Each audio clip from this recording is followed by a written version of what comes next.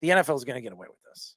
They're going to get away with it. The NFL gets away with everything. And Roger Goodell, who's such a soft speaker, who's making $50-something million a year, and says that the NFL has always been fair to the players and been fair on bringing money to the league. Really? You've been fair? Well, how about the CTE thing? How about the insurance policies that you're not giving former players?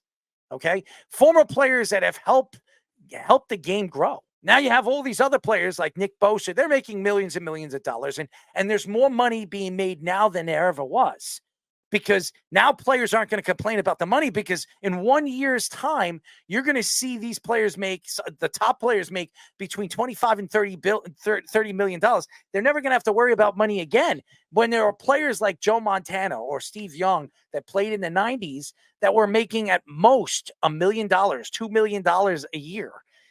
That's not enough. That's why all these guys go to autograph signings, and they're trying to find ways to build through their names and some of the sponsorships that are getting now that they're no longer, and they're advertisers, and now they're spokesmen, and they're analysts. Now they work for CBS and ESPN and all these other things, because they can't afford to live in the way the world has inflated so many ways of, trying to survive. And I'm going to tell you this right now. We know the NFL is guilty on it, because why would all these different businesses, why would all these subscribers be complaining about the same thing? You're talking about over 2.4 million people, almost 3 million people complaining about the same thing. You're going to tell me 3 million people are lying? I mean, come on. How many businesses were involved with this? Hundreds of businesses. And the NFL always trying to find ways to bring in more money. Why? Because they're always trying to compete with all the other companies, like the NHL and the NBA,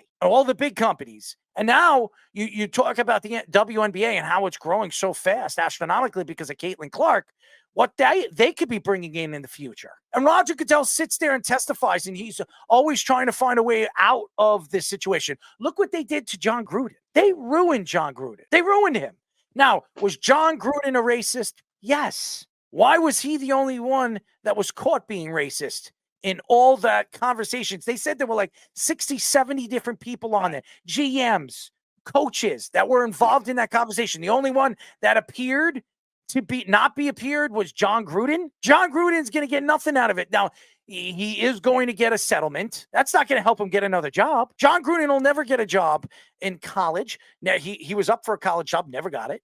He's never going to get a job in the NFL again because of what happened. And why? Because John Gruden was protecting the value of an owner who, by the way, practically threw his team under the bus in the Commanders. Okay? That's the facts. And Goodell, he does well for the owners, but doesn't do well for the other people, the players, the people that are putting fannies in the seats. And I'm going to tell you this right now. The fact that this is going on, what is the NFL going to do next year when the ticket for YouTube and all that other stuff, the Sunday ticket that they're going to be selling? How about Prime? What the deal that they have with Prime now on Thursday Night Football? How's that going to work? Because I know if I'm going to buy Prime or I'm paying for Prime right now, I'm going to investigate everything that I'm paying for, because if I find a way there's a class action situation, I'm going to sue the NFL too. I can't sit here and tell you that the NFL did not know about this, because they did. And Roger Goodell is a swift, smart lawman, because why? He's a lawyer.